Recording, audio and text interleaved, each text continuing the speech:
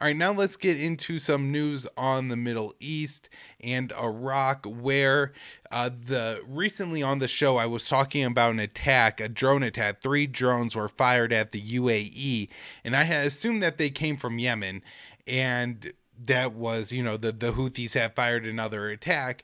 However, the Emiratis didn't initially blame the Houthis, which was a little bit different.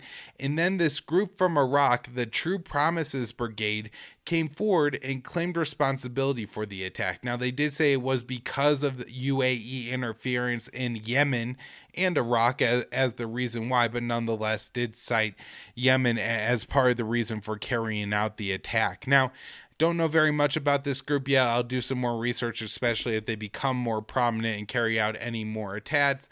I have no idea if they have any ties or any actual relationship with the Houthis, or if this is just a situation where maybe some group in Iraq either legitimately feels solidarity with the people of Yemen, or is just using it as propaganda to increase, sympathies towards them in their confrontation with the UAE.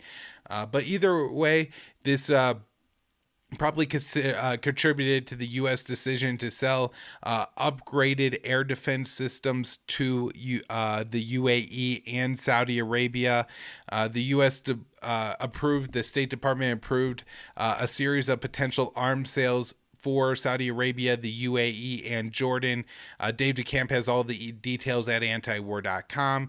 It's going to be 23.7 million for the Saudi deal, and includes 31 communication and navigation terminals related to its missile defense. The UAE is going to pay 65 million for spare parts for its missile defenses, and those include the Hawk, Patriot, and THAAD missile systems. And then Jordan is going to get 4.2 billion. They're going to pay 4.2 billion for 16 F-16s and related equipment, and also hundreds of JDAM bombs. Those are Joint Direct Attack Munitions. And so lots of weapons being sold in the Middle East, and of course, particularly concerning to Saudi Arabia and the UAE, which are so heavily engaged in the war in Yemen and responsible for the world's worst humanitarian crisis, along with the US and UK and other Western countries. Worth noting on that arms sale is I haven't seen it yet, but let's hope that there's going to be some congressional opposition. My guess is Congress isn't going to care at all about selling the weapons to Jordan, but maybe Saudi Arabia, maybe to the UAE seems probably a little bit less likely. But hopefully, maybe Congress could intervene here, and it could be the first step among many in the steps that Congress needs to take to shut down this war. Last story on Iraq, this from Al Jazeera. This happened in Iraq on January 27th. Rockets hit Baghdad airport and caused some damage. I think 6 rockets landed in total, hitting the runway, and I believe 1 civilian aircraft. And assuming the picture that was posted that I saw, I said was true, it looked like a pretty sizable hole that was made underneath, like where maybe the pilot or the front bathroom would be in a civilian aircraft. I don't know how much damage is done if the plane could never fly again.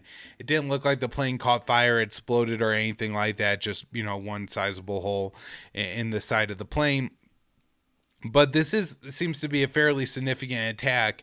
Not that the Baghdad airport hasn't come under fire in the past, including from a U.S. drone strike, but drones have targeted the embassy in Iraq several times already, and rockets since the second anniversary of the assassination of Iranian General Qasem Soleimani and Iraqi Shia militia forces commander al-Mohandes at the Baghdad airport. And so my guess is that this is probably a continuation of those series of attacks by some kind of Shia militia unhappy with the current situation in Iraq, particularly the ongoing U.S. occupation of the country.